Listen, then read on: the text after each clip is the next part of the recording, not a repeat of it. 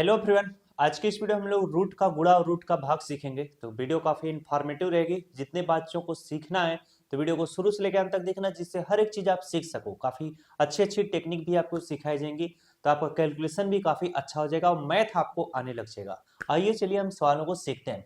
अब यहाँ पर देखो, पहला सवाल है 2√2 इंटू 4√2। इसमें आपको दो तरह के प्रश्न आपको दिखेंगे। इसके बाद तीसरा टाइप का जो प्रश्न रहेगा वो थोड़ा कठिन रहेगा।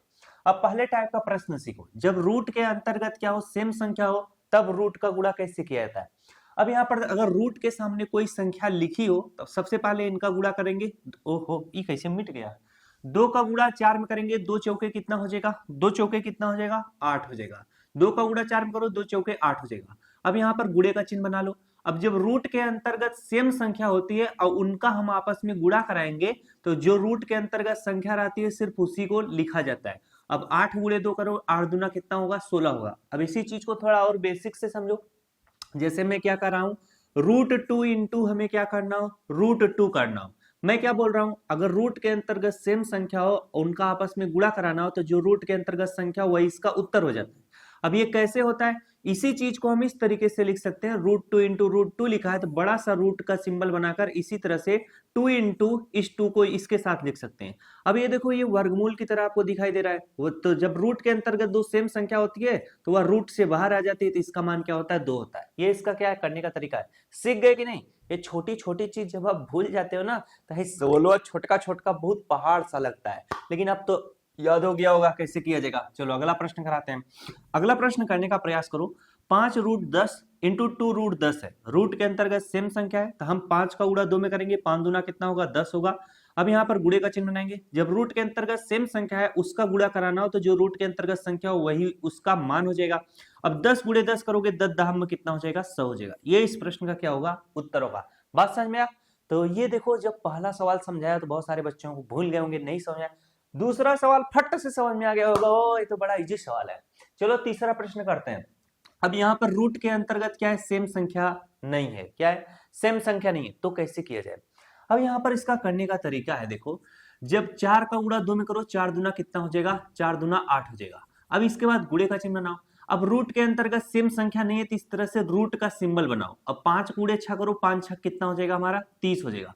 अब 8 इंटू √30 है, तो इसे हम इस तरह से 8 रूट क्या लिखेंगे, 30 लिखेंगे। अब ये इसका क्या होगा, उत्तर होगा। ये इसका क्या होगा, उत्तर होगा। बात समझ में आएगी नहीं।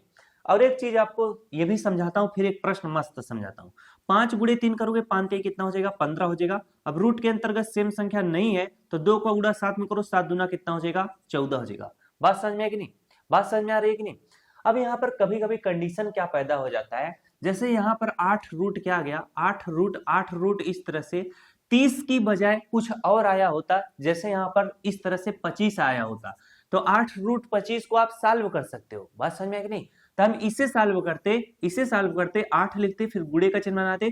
√25 का मान क्या होता है, अगर रूट के अंतर्गत इस तरह से 25 है तो इसको हम इस तरह से लिख सकते हैं, 5 गुणे 5 लिख सकते हैं।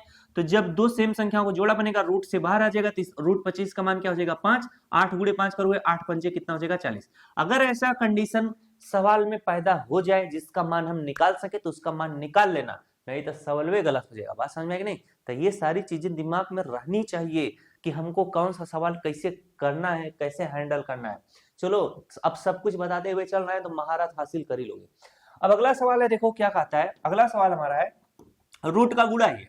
√13 माइनस √6 एक ब्रैकेट में, दूसरे ब्रैकेट में √13 प्लस √6 है। अब सेम चीज है, a plus B, A minus B, A plus B, तो ये किस पे आधारित होता है, a square minus B square पे। ए स्क्वायर, अब यहाँ पर सूत्र लिखता हूं तब समझ में आएगा। ए स्क्वायर माइनस बी स्क्वायर बराबर होता है, एक ब्रैकेट में a प्लस बी होता है और दूसरे ब्रैकेट में a माइनस बी होता है। अब देखो, कहीं कहीं किताबों में पहले a माइनस बी लिखा रहता है और बाद में a प्लस बी लिख देता है, तो दोनों सूत्रों क्या है, सही है। तो ये सवाल जो लिखा है सेम इस पे आधारित है, नीचे वाले पे। तो एक ब्रैकेट में माइनस बी है, दूसरे ब्रैकेट में प्लस बी है, संख्या सेम है। तो a minus B, A plus B किसके बराबर होता है, a square minus B square का। तो ये जो हमारा √13 है इसको हम a स्क्वायर बना देंगे और जो √6 है उसे हम b स्क्वायर बना देंगे, तो हमारा मान निकल आएगा। अब a की जगह पर हमें क्या लिखना है, √13 का क्या, √13 का स्क्वायर। इसके बाद माइनस का चिन्ह लगाओ। b की जगह पर क्या लिखना है, √6 का स्क्वायर। अब जरा ध्यान दो, सवाल कैसे लगेगा। कैमरा का बैटरी हमारा खत्म होने वाला है, देखो कब तक थामता है। √13 का पावर 2 है, √13 का पावर 2 का मतलब इसे मैं 2 बार लिख सकता हूँ, √13 इंटू √13। तो मैंने क्या बताया था, इनका गुणा करना है, रूट के अंतर्गत सेम संख्या है तो जो रूट के अंतर्गत संख्या है वही इसका मान हो जाएगा, तो इसका मान कितना हो जाएगा 13 हो जाएगा। अब वही चीज यहाँ पर है, √6 का पावर 2 है, तो √6 का पावर 2 है तो इसे √6 इंटू √6 लिखेंगे, तो इसका भी मान कितना होगा 6 होगा, तो यहाँ पर मैं 6 लिख लूंगा। अब 13 में से 6 घटाएंगे, 13 में से 6 घटाओगे तो कितना आ जाएगा, तो आपका 7 आ जाएगा। तो ये इसका उत्तर रहा। तो यहाँ पर बैटरी दूसरी बदल दी गई है क्योंकि खत्म हो चुका था। चलो दूसरा प्रश्न कराते हैं, ये यही इसका क्या होगा, उत्तर होगा। चलो नेक्स्ट प्रश्न करते हैं। अगला प्रश्न हमारा है 2 + √3 है और यहाँ पर 3 + √5 है। संख्याएं सेम क्या है, नहीं है, संख्याएं क्या है, सेम नहीं है। अब यहाँ पर सूत्र कब हम लगाते हैं, जो चीज a + b लिखी हो यानी संख्या, और वही चीज आगे भी लिखी हो ब्रैकेट में a - b करके, तब हम a² - b² का सूत्र लगाते हैं। अब जब ऐसा कंडीशन आया जाएगा तो कैसे करेंगे, जब भी ऐसा सवाल आएगा तो इस तरह से करिएगा, 2 का गुणा हम 3 में करेंगे, 2 3 कितना हो जाएगा 6 होगा, फिर 2 का गुणा हम क्या √5 में करेंगे तो कितना हो जाएगा +2√5 हो जाएगा। बात समझ में आया कि नहीं। अब फिर से हम क्या करेंगे, प्लस का चिन्ह इस तरह से बनाएंगे, √3 का गुणा हम 3 में करेंगे तो कितना हो जाएगा 3√3 हो जाएगा। बात समझ में आया कि नहीं। √3 का गुणा √5 में करेंगे तो कितना हो जाएगा, √3 का गुणा अगर हम √5 में करेंगे तो कितना हो जाएगा, रूट के अंतर्गत 3 × 5 3 × 5 कितना हो जाएगा 15, यहाँ पर कितना हो जाएगा रूट हमारा कितना हो जाएगा 15 हो जाएगा। बात समझ में आया कि नहीं। अब ये देखो, इसमें से कोई भी चीज क्या होगा, सॉल्व नहीं होगा। जब सॉल्व नहीं होगा इसको हम इसी तरह से करके छोड़ देंगे, तो यही हमारा क्या हो जाएगा, उत्तर हो जाएगा। अगर इसमें से कोई भी चीज जुड़ता या घटता तो हम उसको क्या करते, सॉल्व कर लेते, लेकिन सॉल्व नहीं होगा तो हम इसको इसी तरह से क्या करेंगे, छोड़ेंगे। अब यहाँ पर देखो कुछ भी नहीं सॉल्व होगा। चलो आगे लेके चलते हैं। अगला सवाल हमारा है, रूट का क्या है, भाग है। रूट का भाग कैसे किया जाता है, इस चीज को सीखो। काफी मस्त मस्त चीज इसमें भी बताते हैं। दूसरा कलर ले लें इसमें। अब ये हमारा √10 भागे √10 है। √10 में √10 से भाग दोगे तो उसका मान क्या आएगा, 1 आएगा। कैसे, जरा ध्यान दो। अगर हम इस तरह से √10 लिख दें, अब भाग का चिन्ह बटे का होता है और इसी में हमें क्या करना है, √10 से भाग देना, तो जो संख्या ऊपर है वही सेम संख्या नीचे, तो इसको हम इस तरह से काटेंगे तो इसका मान कितना आ जाएगा, 1 आएगा। अब चलो दूसरा सवाल करते हैं। 4√5 है तो इसे हम इस तरह से 4 इस तरह से 5 लिखेंगे। भाग का मतलब बटे का चिन्ह, 2√5 से भाग देना है तो इस तरह से 2√5 लिख लो। 2 से 4 कट जाएगा, 2 के 2, 2 दूना 4 हो जाएगा। √5 से √5 कट जाएगा। इस प्रश्न का उत्तर क्या आएगा, सिर्फ 2 आएगा। बात समझ में कि नहीं। एक चीज और आपको सिखा देते हैं, जैसे इस तरह से √5 बटे क्या, इस तरह से √3 लिखा हुआ है, तो इसी चीज को हम इस तरह से भी लिख सकते हैं। पूरा रूट का चिन्ह बड़ा सा बनाकर, जो √5 बटे √3 था, इसी को अब रूट के अंतर्गत 5 बटे 3 लिख सकते हैं। यानी इस चीज को मैं इस तरह लिख सकता हूं और इस चीज को मैं इस तरह लिख सकता हूं। बात समझे, ये सारी चीजें याद रखनी चाहिए। चलो अब सवाल लगाते हैं, शायद कहीं ये काम कर जाए। 6√12 है, इस तरह से 6 इस तरह से 12 लिखेंगे। भाग का चिन्ह का मतलब बटे का चिन्ह, 3√6 है तो इस तरह से 3 हम यहाँ पर 6 लिखेंगे। अब जरा ध्यान दो, 3 से 6 काटो, 3 के 3, 3 दूना 6।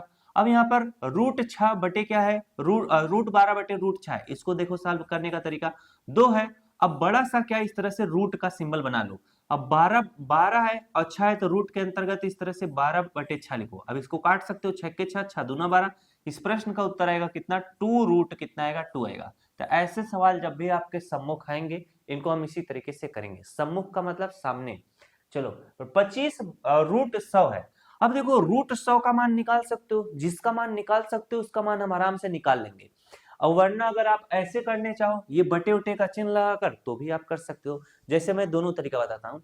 यहाँ पर 25 है तो हम इस तरह से 25 इस तरह से लिखेंगे। अब यहाँ पर गुणे का चिन्ह होता है। √100 का मान कितना होता है, √100 का मान होता है, इसे मैं लिख सकता हूँ 10 × 10 लिख सकता हूँ। 10 10 100 होता है। जब रूट के अंतर्गत दो सेम संख्या और रूट से बाहर आ जाएगी, यानी 10, √100 का मान 10 आएगा, तो इसका मान कितना हो जाएगा, 10 हो जाएगा। ठीक। अब यहाँ पर देखो भाग का चिन्ह का मतलब भाग का चिन्ह लगाओ।